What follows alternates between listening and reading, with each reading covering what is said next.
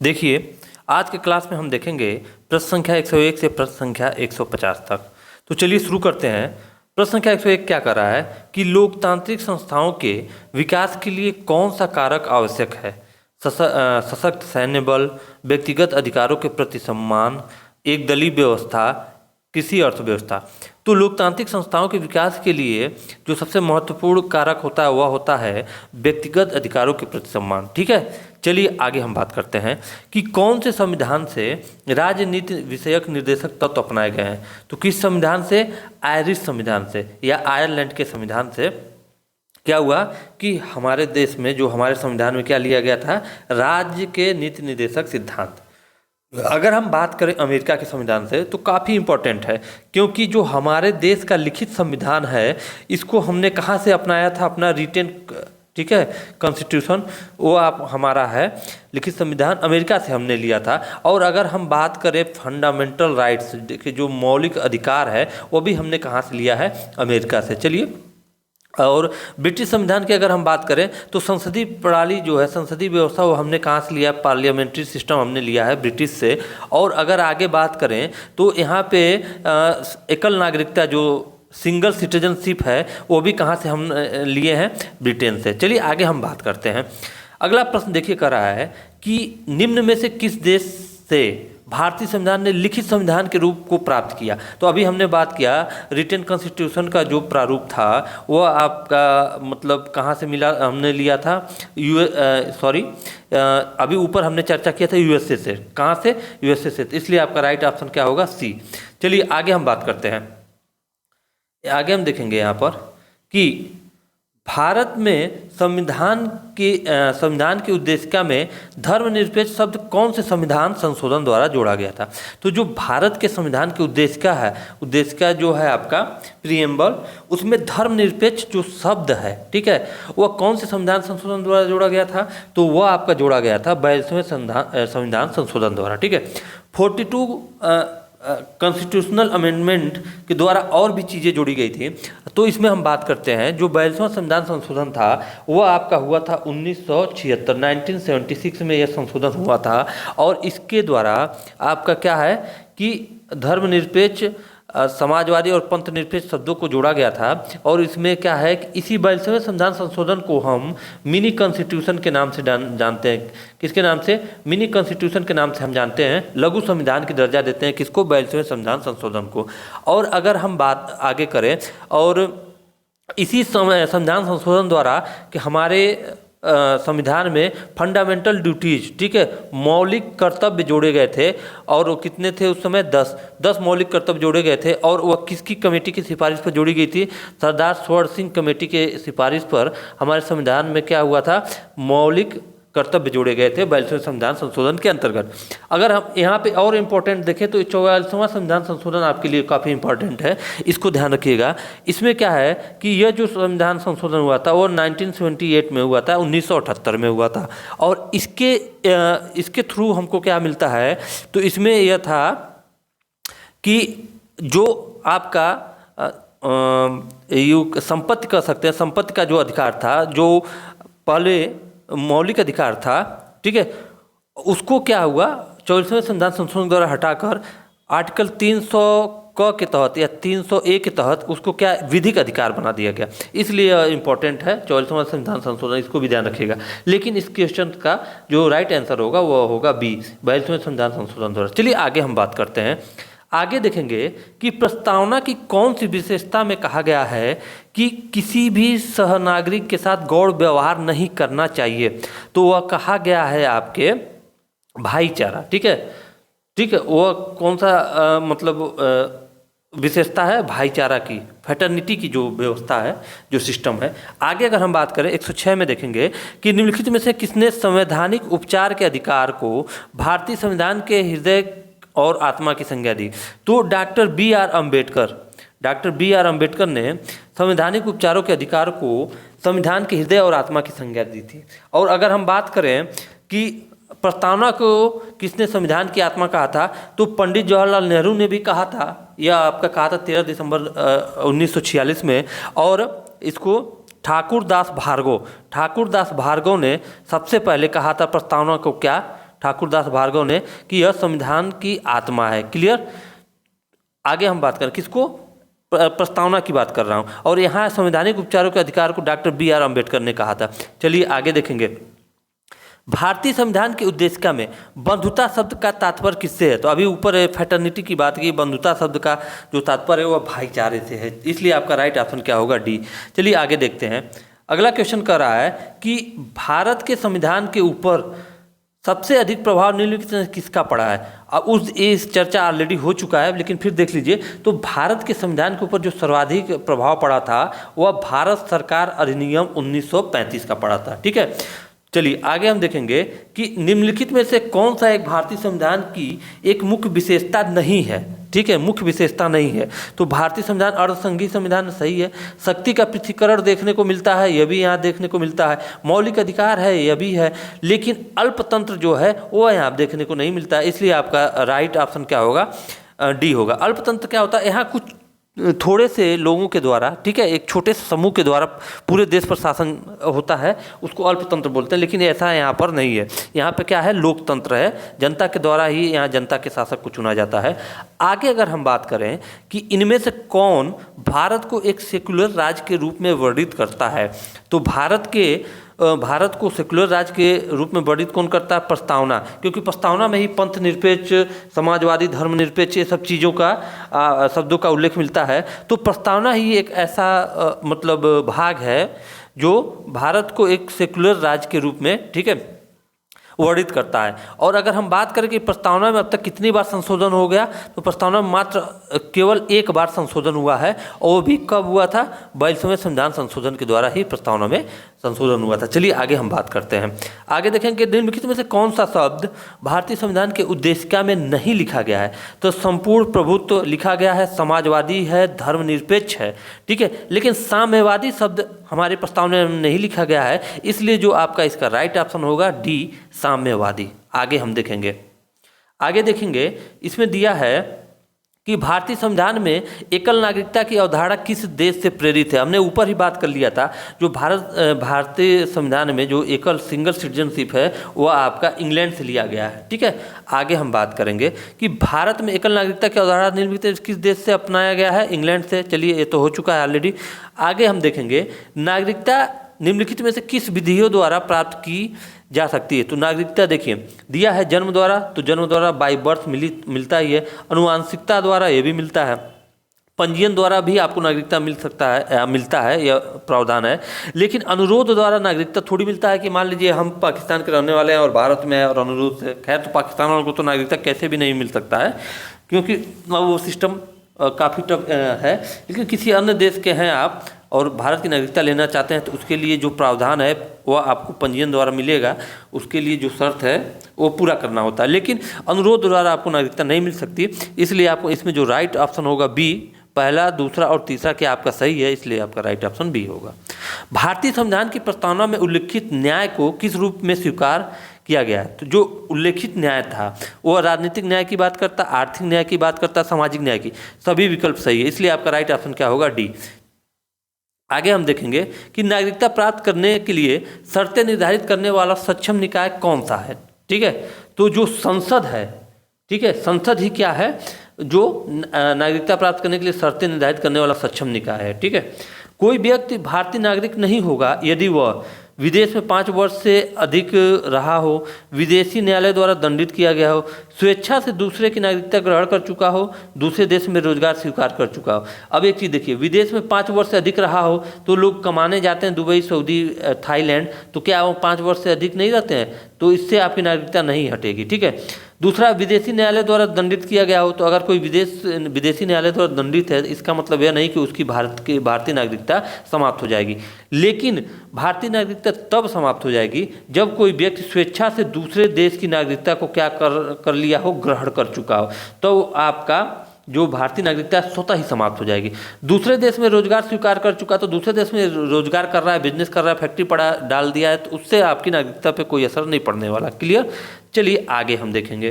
दिया है कि भारतीय संविधान के निम्नलिखित में से किस अनुच्छेद द्वारा अस्पृश्यता, ठीक है, अनटचेबिलिटी समाप्त की गई थी? तो वह जो आपका हुआ था अनुच्छेद 17 द्वारा क्या हुआ था, अस्पृश्यता समाप्त की गई थी। बात करें अनुच्छेद 18 की, तो अनुच्छेद 18 द्वारा उपाधियों की अंत हुआ था, उपाधियों की समाप्ति हुई थी अनुच्छेद 18 द्वारा। सिर्फ यह हुआ, उपाधियों का समाप्ति हुई थी। उसके बाद अगर हम बात करें अनुच्छेद 19, तो यह आपको क्या देता है, राइट टू फ्रीडम किसके लिए, राइट टू स्पीच। इसमें छह प्रकार की स्वतंत्रता मिलती है, ठीक है। यह आपका यहाँ से आगे देखेंगे। और अनुच्छेद अगर 14 देखेंगे तो यह आपका देता है विधि की समझ समता, ठीक है। Right to equality before law, यानी विधि की समझ जो समता देता है या समानता देता है वह देता है अनुच्छेद 14। क्लियर, तो सारे हो गए। आगे चलते हैं। आगे हम देखेंगे 19 में आपको प्रेस की स्वतंत्रता भी देखने को मिलेगी, आर्टिकल 19 में।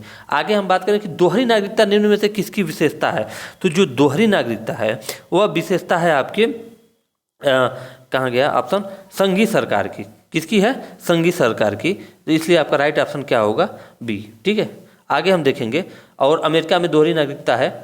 आगे देखें कि मौलिक अधिकारों को लागू करने के लिए निम्नोक्त में से किस न्यायालय द्वारा जारी किया जा सकता है, ठीक है। मौलिक अधिकार को लागू करने के लिए निम्नोक्त में से किसी न्यायालय द्वारा जारी किया जा सकता है क्या, तो मौलिक अधिकार को जारी करने के लिए किसी न्यायालय द्वारा समादेश या रिट को जारी किया जा सकता है।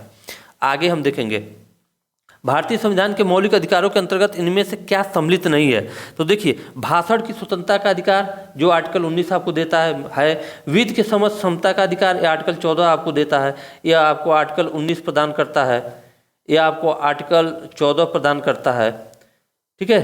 संवैधानिक उपचारों का अधिकार जो है आपका, ये तो आपको है ही है, लेकिन बराबर काम के लिए बराबर वेतन का अधिकार यह आपके मौलिक अधिकारों के अंतर्गत नहीं है, इसलिए आपका राइट ऑप्शन होगा डी। चलिए हम देखेंगे भारतीय संविधान का अनुच्छेद 32 निम्नलिखित में किससे संबंधित है, तो संवैधानिक उपचारों के अधिकार से संबंधित है। तो जो भारतीय संविधान का अनुच्छेद 32 है वह आपका संबंधित है संवैधानिक उपचारों के अधिकार से, ठीक है। क्लियर है, तो इसलिए आपका राइट ऑप्शन क्या होगा, सी। आगे हम देखेंगे कि दिया निम्नलिखित में से कौन सा मौलिक अधिकार नहीं है। अब ऑप्शन देखिए कौन सा है, नहीं है। समानता का अधिकार, ठीक है, स्वतंत्रता का अधिकार, शोषण के विरुद्ध अधिकार, और अभी ऊपर ही चर्चा हुआ था संपत्ति का अधिकार क्या है, मौलिक अधिकार नहीं, इसलिए आपका राइट ऑप्शन डी। क्योंकि 44वें संविधान संशोधन 1978 के द्वारा संपत्ति के अधिकार को क्या किया था, आर्टिकल 300 क के तहत विधिक अधिकार बना दिया गया था, ठीक है। आगे बात करें क्वेश्चन नंबर 124, नौकरियों और शैक्षिक संस्थाओं में समाज के कमजोर वर्ग के लिए आरक्षण उपलब्ध कराने हेतु केंद्र सरकार को संविधान का कौन सा प्रावधान अधिकार देता है, ठीक है। तो आपको अधिकार देता है अनुच्छेद 16 देता है, क्या आपका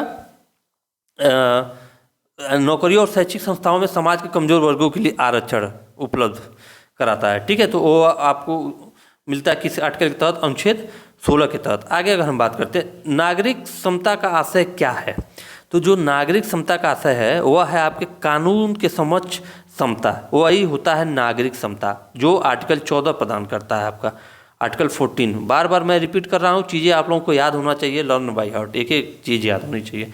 निम्नलिखित में से कौन सा अधिकार एक राजनीतिक अधिकार है। अब एक चीज देखिए, स्वतंत्रता का अधिकार यह तो आपका है फंडामेंटल राइट्स, कानून के सामने समानता का अधिकार यह भी फंडामेंटल राइट्स है, और जीवन का अधिकार तो है ही है। तो इसमें जो चुनाव लड़ने का अधिकार है यह जो आपका है एक राजनीतिक अधिकार है। क्लियर, इसलिए राइट ऑप्शन क्या होगा आपका बी। चलिए क्वेश्चन नंबर 127 देखते हैं। दिया है कि निम्नलिखित आधारों में से वह कसौटी कौन सी है जिस पर संविधान के अनुच्छेद 15 में राज्य द्वारा भेदभाव वर्जित नहीं है, वह है आपका भाषा, इसलिए राइट ऑप्शन होगा सी। अच्छा, आगे हम बात करेंगे कि भारतीय संविधान का अनुच्छेद 19 प्रदान करता है कितनी स्वतंत्रताओं को, तो 6 स्वतंत्रताओं को। आप उसमें देखेंगे 19A 19B ऐसे करके दिया है, ठीक है। प्रेस की स्वतंत्रता भी 19 ही प्रदान करता है। और आगे हम बात करें कि भारतीय संविधान का अनुच्छेद 14 भारतीय नागरिकों को गारंटी देता है, किस चीज़ की गारंटी देता है, कानून के सामने समानता और कानूनों की समान सुरक्षा की, इसलिए आपका राइट ऑप्शन होगा डी। चलिए आगे देखते हैं। संसद के चुनावों में मत देने का अधिकार क्या है, मौलिक अधिकार है, संवैधानिक अधिकार है, कानूनी अधिकार है, नैसर्गिक अधिकार है। तो संसद के चुनावों में मत देने का अधिकार जो है वह आपका संवैधानिक अधिकार है, कॉन्स्टिट्यूशनल राइट्स है, ठीक है। इसलिए आपका राइट ऑप्शन क्या होगा बी। आगे अगर हम देखें कि भारत में मूल अधिकार किस आधार के माध्यम से सुनिश्चित किए गए हैं, तो जो भारत में मूल अधिकार है वह संवैधानिक उपचारों के अधिकार के द्वारा सुनिश्चित किए गए हैं। ठीक है, संवैधानिक अधिकारों जो उपचारों का अधिकार है यह आपके मूल अधिकारों के हनन होने से क्या करता है, सुरक्षा करता है। आगे अगर हम बात करें कि निम्नलिखित में से कौन सा मूल अधिकार नहीं है, तो अब यहाँ पे देखिए, याद रखिएगा, समता का अधिकार है, ये संपत्ति का अधिकार है, ये स्वतंत्रता का अधिकार है, ये संवैधानिक उपचार का अधिकार भी है, संपत्ति का अधिकार नहीं है। सॉरी, आपको बता दिया, संपत्ति का अधिकार जो है हमने बता दिया था 44वें संविधान संशोधन के द्वारा इसको विधिक अधिकार बना दिया गया था, इसलिए राइट ऑप्शन क्या होगा, डी। आगे देखेंगे, भारतीय संविधान के किस अनुच्छेद में भारतीय नागरिकों के मूल कर्तव्य शामिल हैं, यह देखिएगा इंपॉर्टेंट। अब यहाँ पे देखिएगा कि भारतीय नागरिकों के मूल कर्तव्य जो शामिल है वो क्या है, किस में है, अनुच्छेद 51 क में। एक चीज़ ध्यान रखिएगा, और सबसे बड़ी चीज़ है कि यह क्या है, अगर देखिए, अगर बात करता कि मौलिक अधिकार की, तो मौलिक अधिकार किसी संशोधन द्वारा नहीं हमको प्रदत्त है, यह हमारा संविधान पूर्व, यानी जब संविधान बना तब से हमारे मौलिक अधिकार जो है हमारे संविधान में शामिल हैं। लेकिन अगर मौलिक कर्तव्य की बात करें तो यह आपका 42वें संविधान संशोधन के द्वारा अनुच्छेद 51 क में इसको किया गया था, जोड़ा गया था। ठीक है, तो यह आपका, ठीक है, मूल संविधान का भाग नहीं है, लेकिन जो मौलिक अधिकार है आपका, फंडामेंटल राइट्स है, यह आपका मूल संविधान का भाग है। आगे बात करें कि संविधान के अनुच्छेद 17 और 18 में व्यवस्था है, 17 और 18 में व्यवस्था क्या है, 17 में है अस्पृश्यता का अंत और 18 में जो है वह है उपाधियों का अंत। तो इसलिए आपका राइट ऑप्शन क्या होगा यहाँ पर, सामाजिक समता की जो दिया है। सामाजिक समता तभी रहेगा जब मतलब छुआछूत की भावना नहीं रहेगी कि आप निम्न कास्ट के हैं, हम उच्च कास्ट के हैं, ये सब चीज़ें नहीं रहेंगी, और उपाधियों का अंत। ठीक है, तो सामाजिक समता की बात किया है अनुच्छेद 17 और 18 में। आगे अगर बात करें क्वेश्चन नंबर 135 को हम देखेंगे कि भारतीय संविधान का कौन सा अनुच्छेद अस्पृश्यता का उन्मूलन करता है और किसी भी रूप में इस व्यवहार का निषेध करता है। तो अभी इतनी बार चर्चा हुआ अनुच्छेद 17, ठीक है, इसलिए राइट ऑप्शन आपका बी होगा। भारतीय संविधान के अनुच्छेद 17 में उपबंध किया गया, क्या किया गया है, उपबंध यह किया गया कि अस्पृश्यता उन्मूलन का। अब देखिए, अब 17 और 18 में देखिए, 17 में अस्पृश्यता का अंत है और 18 में उपाधियों का अंत है। अस्पृश्यता आप अ से शुरू होता है और उपाधि आपका उ से शुरू होता है, और हिंदी वर्णमाला में देखते हैं सबसे पहले अ आता है, इसलिए 17 पहले आएगा और 17 में क्या अस्पृश्यता हो जाएगा, और उ बाद में आता है और 18 भी बाद में आता है, इसलिए उपाधियों का अंत 18 में है। मतलब एक ट्रिक बता रहे हैं इसको याद रखने के लिए दिमाग में। कभी कभी कन्फ्यूजन हो जाता है, 17 की जगह लोग 18 टिक कर देते हैं या 18 की जगह 17, तो कैसे याद रखेंगे, 17 पहले आता है और अ पहले आता है तो 17 के साथ अ है, 18 बाद में आता है और उ बाद में आता है तो इसमें उ है। तो अस्पृश्यता का अंत आर्टिकल 17, उपाधियों का अंत आपका आर्टिकल 18।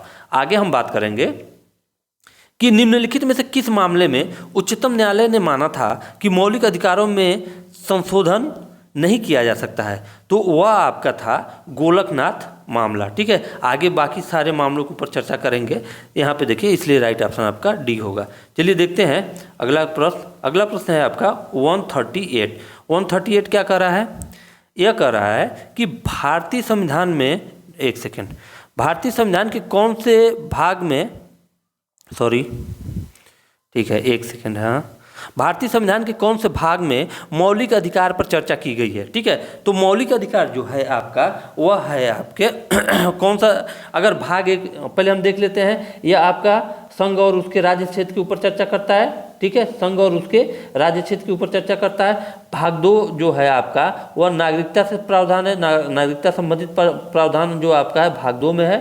अच्छा, भाग 3 की बात करें तो यह आपका क्या है, भाग 3 की बात करें तो यह आपका है मौलिक अधिकार से संबंधित, क्या है, मौलिक अधिकार से संबंधित। और भाग 4 की जब बात करेंगे तो यह संवैधानिक उपचारों से संबंधित है। क्लियर, तो यह आपका होगा ऑप्शन नंबर सी, भाग 3। आगे देखेंगे कि मौलिक कर्तव्यों के अध्याय में शामिल है, क्या शामिल है, उन उदात्त आदर्शों को संजोने तथा अपनाने का कर्तव्य जिन्होंने हमारे स्वतंत्रता आंदोलन को प्रेरित किया। तो सीधे ये आपका पहला ऑप्शन राइट है, राइट ऑप्शन आपका ये है। चलिए आगे बढ़ते हैं, आगे देखते हैं। मौलिक अधिकार नहीं दिए जाते हैं दिवालिया व्यक्तियों को, विदेशियों को, असाध्य रोग से ग्रस्त व्यक्तियों को, राजनीतिक पीड़ितों को। तो इसमें कोई भी ऐसा जो है उचित ऑप्शन नहीं दिया है, इसलिए इसका हम ये नहीं, जब मौलिक अधिकार की बात नहीं करेंगे। अब देखिए, विदेशियों को भी कुछ मौलिक अधिकार ऐसे हैं जो नहीं दिए जाते, लेकिन बाकी उनको भी मौलिक अधिकार है। दिवालिया व्यक्तियों को मौलिक अधिकार का भी, उनको भी अधिकार है। असाध्य रोग से ग्रस्त व्यक्तियों को भी मिलता है, राजनीतिक पीड़ितों को भी। तो इसमें कोई ऑप्शन नहीं आप टिक कर सकते हैं। भारतीय संविधान में कितने मौलिक कर्तव्य हैं? अच्छा, भारतीय संविधान में कितने मौलिक कर्तव्य हैं? तो वह है कितने? 11। लेकिन जब मूल संविधान में जब संशोधन हुआ था, जब जोड़ा गया था, तो उस समय 42वें संविधान संशोधन 1942 के द्वारा 10 मौलिक कर्तव्य जोड़े गए थे, लेकिन प्रेजेंट में कितने हैं? 11। इस चीज को आप लोग विशेष कर ध्यान रखिएगा। भारतीय संविधान में न्यायिक पुनरीक्षण आधारित है, ठीक है, न्यायिक पुनरीक्षण जो है वो आधारित है।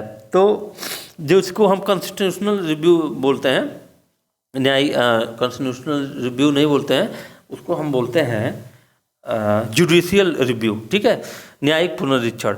तो इसमें भारतीय संविधान में न्यायिक पुनरीक्षण आधारित है किस पर? वह आधारित है आपके विधि द्वारा स्थापित प्रक्रिया पर, इसलिए आपका राइट ऑप्शन होगा सी। 143 देखते हैं, निम्नलिखित में से कौन सा मौलिक अधिकार केवल भारतीय नागरिकों को उपलब्ध है? तो वह क्या है आपका? धर्म, जाति, वर्ण, लिंग और जन्म स्थान के आधार पर भेदभाव से सुरक्षा है। और यह किसको है मतलब उपलब्ध है? यह मौलिक अधिकार केवल भारतीय नागरिकों को।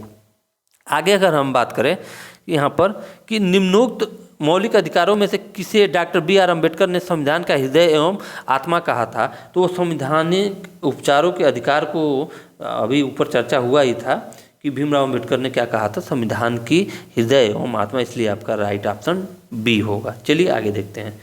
145 देखेंगे, ठीक है। 145 क्या है? प्रेस की स्वतंत्रता किस अधिकार में निहित है? तो प्रेस की स्वतंत्रता जो है आपका भाषण स्वातंत्र्य, ठीक है, भाषण स्वतंत्र जो है उसमें प्रेस की स्वतंत्रता है आर्टिकल 19 के तहत।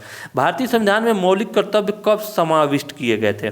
तो भारतीय संविधान में जो मौलिक कर्तव्य थे वह 1976 में। और कौन सा संविधान संशोधन था? 42वां संविधान, ठीक है, 40 सेकेंड कर देते हैं, 42 से 42वां संविधान संशोधन के द्वारा यह समाविष्ट किया गया था। आगे देखते हैं क्वेश्चन नंबर 147, निम्न में से कौन सा भारत के संविधान द्वारा प्रत्याभूत मौलिक अधिकार है? तो प्रत्याभूत जो मौलिक अधिकार है भारत के संविधान द्वारा, तो वह है आपका समानता का अधिकार। क्लियर? आगे हम देखेंगे यहाँ पर भारत के संविधान में मौलिक अधिकार कहाँ से जोड़े गए हैं? मूल संविधान का हिस्सा था, चौथे संशोधन द्वारा जोड़े गए थे, संसद द्वारा 1952 में जोड़े गए थे, 42वें संशोधन द्वारा जोड़े गए थे। तब देखिएगा इसका, अब देखिए बहुत ही टेक्निकल क्वेश्चन दे दिया है। जैसे अगर मौलिक कर्तव्य था बोलता तो वो आप उसको बोलते कि 42वें संविधान संशोधन द्वारा, लेकिन जो आपका मौलिक अधिकार है वो मूल संविधान का हिस्सा था, इसलिए आपका राइट ऑप्शन क्या होगा? ए। तो चलिए आगे बढ़ते हैं। आगे देखेंगे 149, निःशुल्क शिक्षा का अधिकार कुछ सीमाओं के अंतर्गत क्या है? मौलिक अधिकार के रूप में गारंटित है। तो यह बात सही है, इसलिए आपका राइट ऑप्शन क्या होगा? ए। क्वेश्चन नंबर 50 देखेंगे, आज का लास्ट प्रश्न है यह। भारत में संपत्ति के अधिकार को अब माना जाता है, तो पहले तो था वो आपका मौलिक अधिकार, लेकिन अब उसको माना जाता है कानूनी अधिकार, इसलिए आपका राइट ऑप्शन क्या होगा? बी। तो आशा करते हैं आप लोगों को आज का वीडियो काफ़ी अच्छा लगा होगा। फिर मिलेंगे अगले वीडियो में, तब तक के लिए जय हिंद, जय भारत।